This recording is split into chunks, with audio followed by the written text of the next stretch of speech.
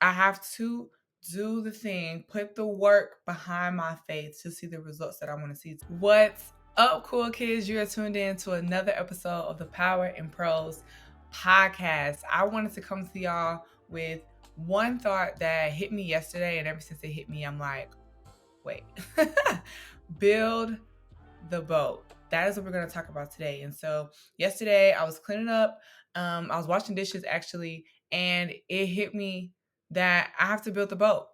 I have to do the thing, put the work behind my faith to see the results that I want to see, to get into that space of being sustained. And I thought about Noah, who I never think about. I thought about his story, and Noah was told to build a boat. He was given instructions on how to build it. He was given instructions on who to bring on the boat with him, and he was told that it's going to rain. Something that he never seen before, something he never heard before was going to happen. And so he needed this instruction so that way he understood how to walk about this new season that he was about to walk into, how to be sustained in that. And so, with the instruction that he got, with the promise that he was given, it was a guarantee, right? A promise is a guarantee, is a for sure thing that you can bank on is going to happen. And so, as I'm thinking about my life, this season that I'm in, things that I want to do,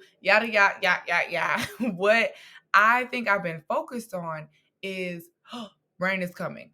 I'm in a new season. What am I going to do? It's so many instructions. It's so much for me to wrap my head around.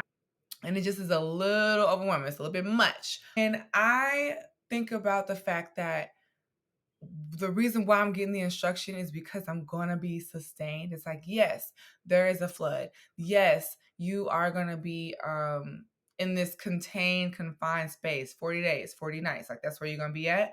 But on the other side of it, you would have been prepared for what season you're going into. I will sustain you through it and you're going to be good.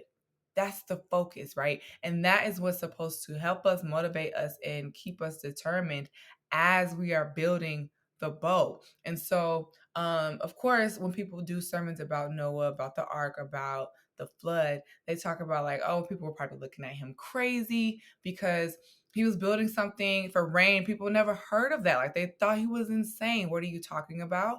And I have been the village people. I've been telling me, you're crazy. This YouTube, like, what are you doing? The Instagram, what are you doing? The TikTok, what are you doing? And it's just, it makes no sense because I've already done it. It's like I've already posted on YouTube before. I've already done the things, right? I've already used my voice in this way.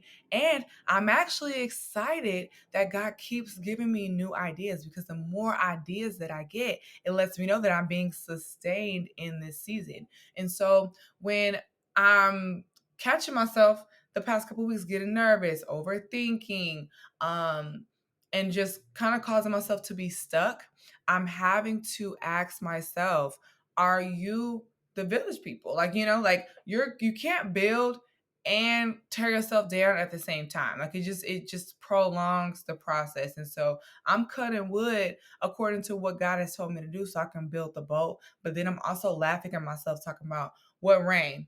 Never heard of it. It's not going to happen. We'll see you at the finish line when you're looking dumb. Like that's what I'm telling me. And that's insane. That's crazy. How will I feel supported in that? How will I feel guided in that? How will I be able to remain determined on those days when it's a little bit harder to get out of bed, when it's a little bit harder to edit the episode, when my laptop freezes or whatever? Like, right? Like when you meet those obstacles and you have a negative pattern of thinking, you have a negative way that you're viewing your situation, how are you then able to gear yourself up for what you're supposed to be doing? How are you able to be used as a vessel for God? How are you going to be used to speak to other people? How is that going to happen if you are the village people and Noah at the same time? And so what I'm challenging myself with is going all in, risking looking stupid, risking looking crazy, risking giving up what my plan is, what my thought about the matter is, and being like, okay, God. If you saying that if we go this way and we do it in this order and we attack it with these people supporting me and I keep this part secret for now and I put this on Front Street, even though I'm like, I wouldn't have shared that if it was up to me. If I do that, I'm in alignment. And when you're in alignment with God, when you're walking with Him, when you're talking with Him, when you are all in, He's like, I bet. And if you think about the Hebrew boys, they were in that furnace. They were all in. They were in the furnace, head to toe in the furnace with nothing but their faith, right? And when they did that, they were in alignment and Jesus met them right in that space. And I need Jesus to meet me, like, period. What I have going on, I need a divine meeting. And I think what got me caught up for real was thinking that I had to work to the meeting. I had to get there. And when you think about, for me, my traditional work culture, like my career, has been, there's a meeting coming up with a client. So we got to work on this presentation. We have to do this. We have to do that. We have to order lunch. We got to order snacks. Like, what's this? What's this? What's this? What's that?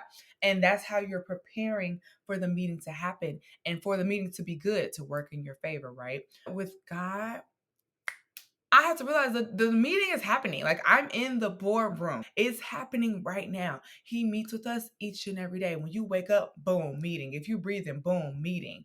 And I'm doing this study on Jonah, and Jonah was trying to run from God after a meeting that he had, an encounter that he had with God, and that led him to the well where he met God again. It's like, I'm going to shut you down. This meeting's happening.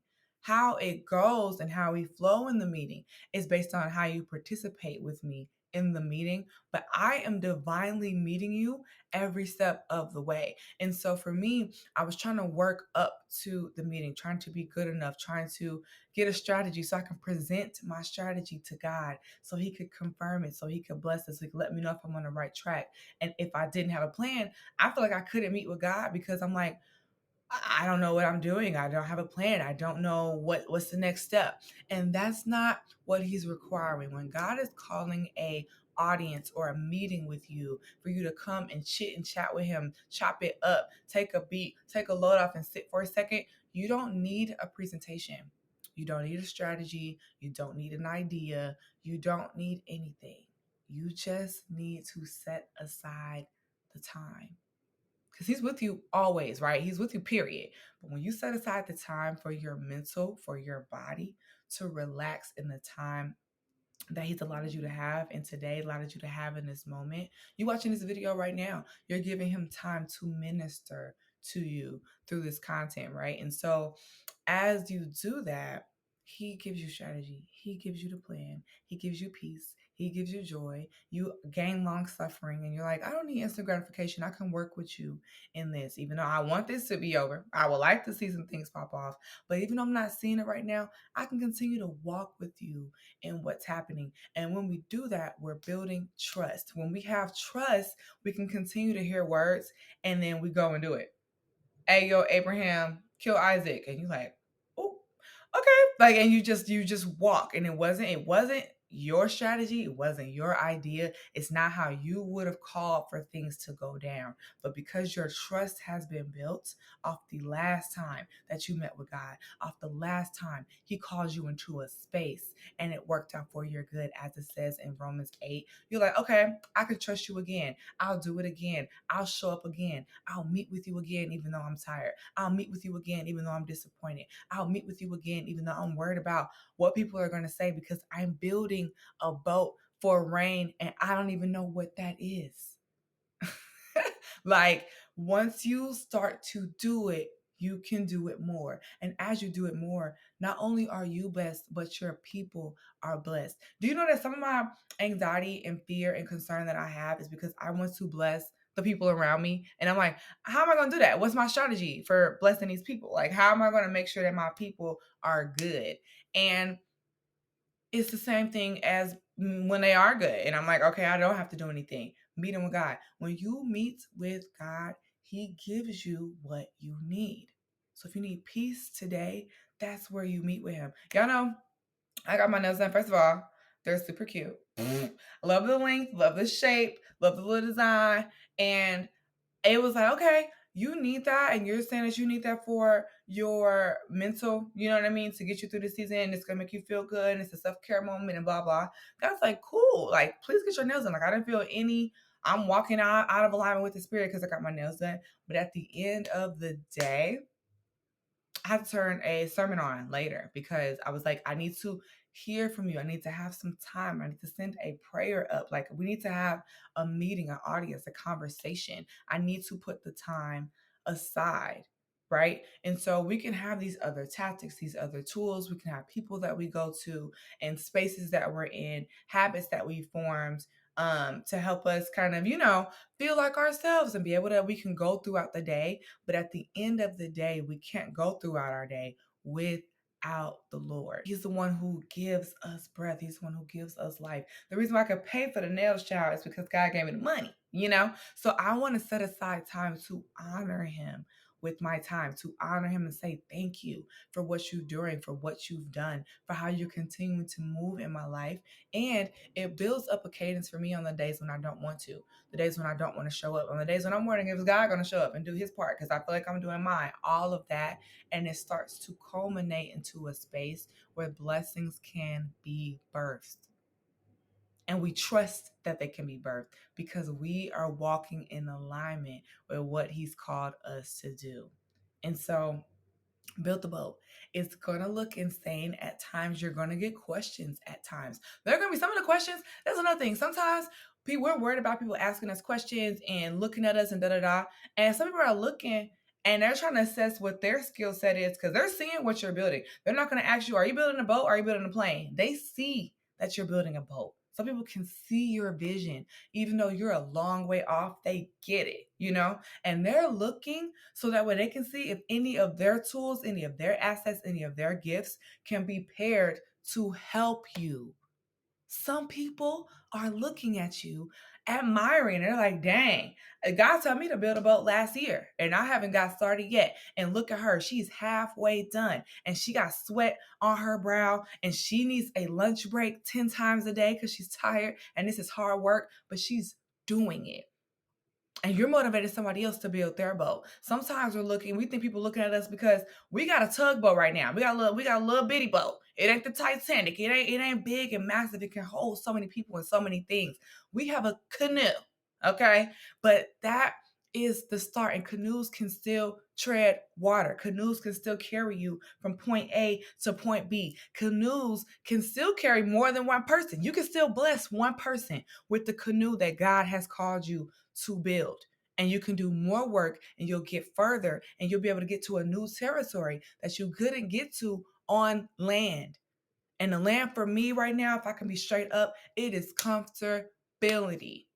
I don't want to be uncomfortable. I don't want to be challenged. I don't want to be in a space where I don't have the answers. I like to know that I know that I know that I know what's popping off and what's about to happen.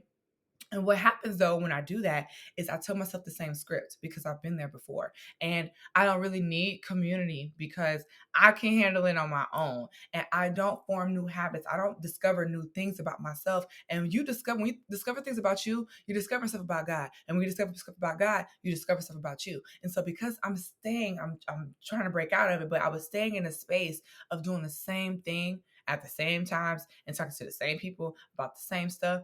I'm not learning anything new about God.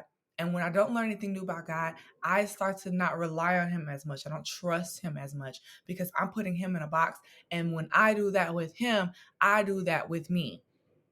And so I start to think that I'm going to be doing the same old for years. That there's nothing new that I can give on my platforms. There's nothing new that I can give to my friendships. There's nothing new I can give to my family. There's no new poem that I can write because I've written the best poem that I can do. All of these thoughts now start to circulate in my head. And what happens when that happens is now it goes beyond not just being a fact like, oh, well, the poem thing's over for me. Oh, well, this thing is over. And you just think it stays here. And it doesn't. It starts to go lower and lower and lower. You have to say, what is the point? Why am I here? Who cares? Why should I be doing this? I don't know what I'm doing. I should have never started that in the first place because now it's led me to this point. Like you start to really get into this dangerous self-deprecating space. And so, and that's because we decided to stay on land when we have a call to build a boat. And you build a boat on land, but how you interact with the land looks different. You're not just sitting in one spot and you watching the tide on the dock of the bay. What happens is you're going back and forth. You have to pick up that wood, bring it to your workstation. You're cutting things. You need a break. You have people watching and they're offering for help. And you have to navigate that. You're setting up boundaries. What is your work time? What is your time to replenish yourself? It all looks different as you start to build. Mind you, you're still on land. God ain't gonna just throw you out into the water and tell you to swim. He wants you to be sustained. And so that's the point of the boat. It's not a trick, it's not a game, it's not a ploy, it's not a plot. What it is a setup. There is promotion that is happening. Do you know what boats need? Boats need a captain. They need a captain. They need somebody on that thing that is going to get you from point A to point B. That's going to be able to call out when you need to pull that sail up, when you need to take it down, when you need to turn left, when you need to go right, when the crew needs to come together and celebrate because you've made it to your destination. That is what boats need. They need captains. Captains aren't on land. They don't sit there. They tread water. They step out and they trust that the work that they've put in will yield results. A lot of us are on land trying to be the captains of our life, but captains aren't made captains on land. They are determined captains by the fact that they're willing to go out on the water. And when you're treading and you're just surviving without a boat and you just like, I'm gonna just do it, forget it, I'm just going boop, and you just pop in and do it, nobody calls them captains either. They're fools because it's like, why are you in the middle of the water? You don't got no gear, you don't got no oxygen mask, you don't got no protection, you just out here doing stuff. And so that's what happens when we do things on our own time with our own plan. We're trying to just, I'll figure it out, and we're doing life without God. We just be some fools, just doggy paddling around, no compass, and unlikely to get to our destination. And if we get there, we are more tired, we're more stressed out, and there's less impact that we're willing to have with ourselves and with those around us. When you're a captain, you have people on your crew that support you. You have people that can lift you up and they can carry the weight when you can't do it. You have impact because people see your leadership. They see your style. They see your tenacity. They see your relationship with God. They see how you're continuing to plug in even when you don't want to. They see that hard moment when there was a storm out on the water, but yet you remained on the course. They see that, they honor it. And again, they'll want to give to you. They'll want to serve you in the season while you're serving because you're a captain and you chose to be a captain simply by stepping out. But captains need a boat. And so, if you've been given an instruction, if you've been given a charge, something to do, there's a thing that is pressed on your heart. I recorded today, y'all. I just popped this wig on my head. Like, I have a doctor's appointment I gotta get to. Like, there's stuff I have to do, but I was like, I have to record this now. The more that I wait, the more I'm sitting on land, and I'm mad that I'm not a captain, but I made a captain by building my boat. And so that's what I'm choosing to do here today, to build with what I have. I watched a sermon recently by T.D. Jakes, and it was called Strengthening What Remains. There are some things that we've lost. Captains lose things all the time. There are pieces of your build. There's stuff that you wanted at your workstation that you don't see there. And you're like, now how am I build a boat now? I'm missing plywood. I'm missing a saw. I had people that were helping me build, and now they're not here. It's gonna take me longer. And we start to pay attention to all of that, but we still have materials. We're still called to wear that captain title and to get where God is instructing us to go, where we feel that Holy Spirit tug to get us there. And so what I'm saying is to use what you have. Use the instruction you've been given. Use your prayers. Use your everything. Everything that you have left in you. Everything that you have left in you. And go for it bit by bit. I messed up yesterday. I didn't run yesterday. I wasn't as productive as I wanted to be yesterday. And I really was like, I don't know. I mean, it could have messed up my whole week if I would have not decided that I can still be a captain today, that the charge that's been given to me, that the instruction that's been given to me, that the wood that I still have in my workstation can still be put together to make a boat. It still can. It's still possible. And so that is what I want to charge to y'all. Whatever pieces that you have left, if you thought it was a canoe at first and it's a kayak, whatever you got going on, you build that thing. Build it. Work on it. Invite somebody into the journey. If you already did that and everybody that you've invited has gone away, do that thing by yourself. Whatever you have left is viable. All you have is all you need. You're waiting on God and He's called you. And now He's waiting on you. Build the thing. He won't come down and do it for you. He'll stand here with you in it. He'll give you instruction. He will mend your heart if there are things in you that are broken that are hindering you from doing it. He'll send angels to block the enemy from what you have going on. He'll activate based on your faith, based on the words that you speak out of your mouth. He'll do that for sure. That's all His part. But when He told Noah the instruction, He told him how long the plywood should be, how to cut it, how to make it, how long he was going to be at sea. He gave him all of that.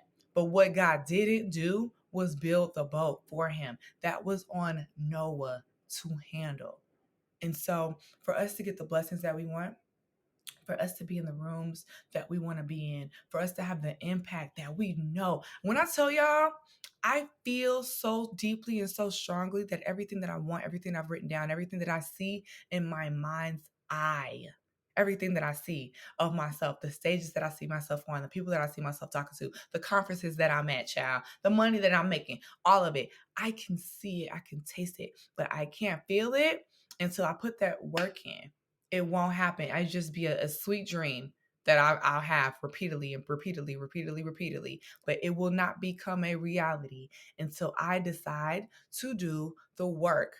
And so I want us to recognize that if you can see it, if you can feel it, if it's a constant thing that you're thinking about, you're talking about, you've written about, I love that because that means that faith is present. Do you know how many people in the world don't have faith? They don't have hope. They don't have a lingering thought that there is positive things that can happen to them in this world. Like they have just lost all faith and hope and positivity in their lives. And so if you can see, feel, imagine a good thing coming, that is a great sign. That means that you believe. That means you have faith. Faith is the evidence of things hoped for, right? And so as you hope for something repeatedly, then you have the faith that you can achieve it. But we also know that faith without works is dead. And so I want us to remember to put in the work. And it's going to be gruesome. There are going to be some days when you just don't want to.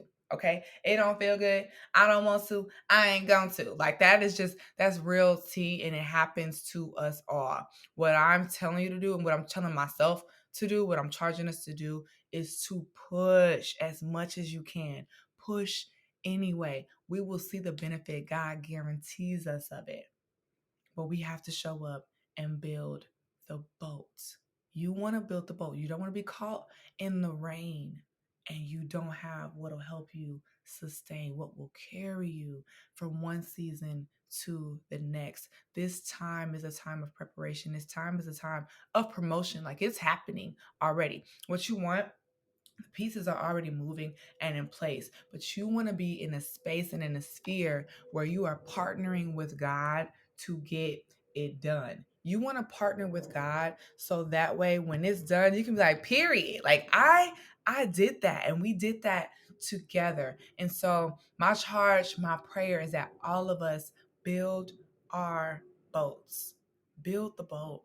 Partner with God. Allow Him to come in and to be that carpenter. He's a carpenter, right? So if He's telling you to build a boat, God knows measurements. He understands the hard work in that. He knows the different textures that come with putting a thing together. He gets it because that was Jesus's role. He was a carpenter. And so I've never been a carpenter. I don't know about y'all, but certain things that I'm building, I've never built before. I have to have God. I have to rely on him to help me do it. And it's the same for you. As you're building, there are some things that you just never built before. There are some experiences that you've never felt before. And so why not lean on and trust the person who knows all, who can't fail, and has empowered you to have that same strength, that same power, that same wisdom, that same knowledge. And so build that boat today. Do it. Go out, grab it, seize it, and watch how the very thing that you built, the very thing that you labored in, will be the thing that sustains you in your next. Remember to profess your power. I hope that this has helped, and we will be having a few things coming up. So if you haven't already, be sure that you subscribe to the Prose and Praise pages. It's my weekly newsletter that I send out to empower and inspire all of the cool kids across the land. And if this show helps you, be sure that you share it with a pal, honey. Empower all the other cool kids to come in on this journey. Be sure that you leave a rate and review. It really helps to get the message out for the show. So I love you guys. Be sure to profess your power in this power and prose. Bye.